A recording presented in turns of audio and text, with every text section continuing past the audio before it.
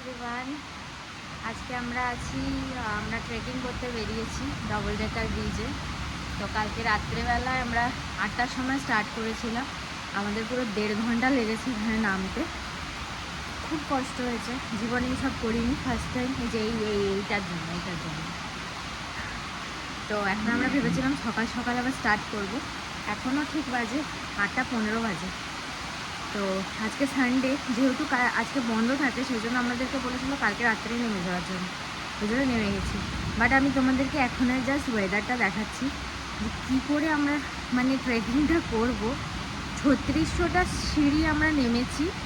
এবারে আমরা যাব অন্যদিকে ট্রেকিং করতে, ডবল ডেকার ব্রিজ।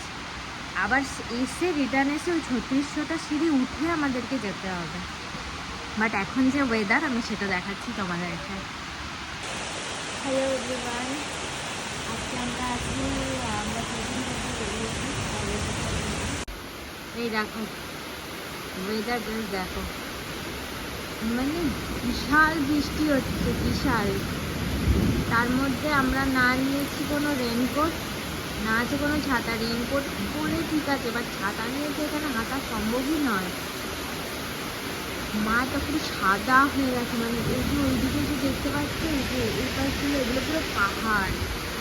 পুরো এই যে হালকা হালকা দেখা যাচ্ছে, হালকা হালকা হালকা হালকা দেখতে পাচ্ছি এখান থেকে, এগুলো পুরো পাহাড়, পুরো সাদা হয়ে গেছে।